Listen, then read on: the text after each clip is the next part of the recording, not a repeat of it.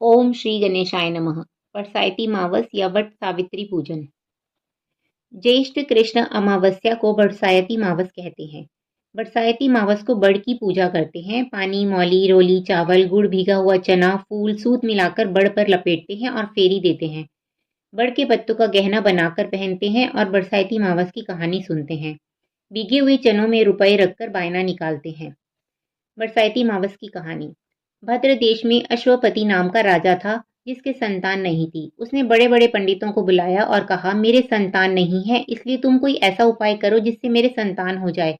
पंडित बोले, भाई, संतान तो तुम्हारे एक पुत्री लिखी है जो 12 वर्ष की आयु में विधवा हो जाएगी। राजा ने कहा, क्या मेरा नाम नहीं रहेगा? बाद में खूब यज्ञ वन इत्यादि कराए। पंडितों ने कहा, उस लड़की से पार्वती जी की और बरसाती मावस की पूजा कराना। यज्ञ होम कराने से उसकी स्त्री गर्भवती हो गई, तो पंडितों ने उसकी जन्मपत्री देखकर कहा कि जिस दिन यह कन्या 12 वर्ष की होगी, उस दिन इसका विधवा हो जाने का योग है, इसलिए इससे पार्वती जी और बरसाती मावस की पूजा कराना। जब सावित्री बड़ी हुई तो उसका विवाह सत्यवान के साथ कर दिया। सावित्री के सास ससुर अंधे थे। उनकी वह बहुत सेवा करती थी और सत्यवान जंगल से लकड़ी तोड़कर लाया करता था और सावित्री को मालूम था कि जिस दिन वह 12 वर्ष की होगी उस दिन मेरे पति की मृत्यु हो जाएगी।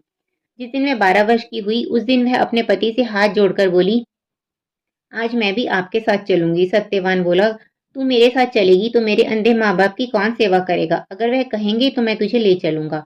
फिर वह अपने सास ससुर के पास गई और बोली, आप कहें तो आज मैं जंगल देखने चली जाऊं। वे बोले, बहुत अच्छी बात है, चली जा। जंगल में जाकर सावित्री तो लकड़ी तोड़ने लगी और सत्यवान पेड़ की छाया में सो गया। उस पेड़ में एक सांप रहा करता था, उसने सत्यवान को डस लिया। वह अपने पति को गोदी में लेकर रोने लगी। महादेव और पार्वती जी वहां होकर जा रहे थे। उसने उनके चरण पकड़ लिए और बोली, मेरे पति को जिंदा कर दो। वे बोले, आज बरसाती मावस है, उसकी तू पूजा करेगी तो तेरा पति जिंदा हो जाएगा।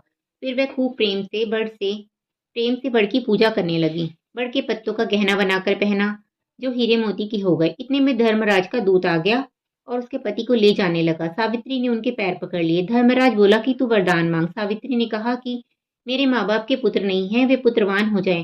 धर्मराज बोला कि वचन सत्य हो जाएगा। फिर वह बोली, मेरे सास ससुर अंधे हैं, उनके नेत्रों की ज्योति आ जाए। धर्मराज ने यह भी वर दे दिया, पर सावित्री ने धर्मराज का पीछा नहीं छोड़ा। धर्मराज ने कहा, अब और तुम्हें क्या चाहिए? मुझे 100 पुत्र हो जाएं। धर्मराज बोला, तथास्तु।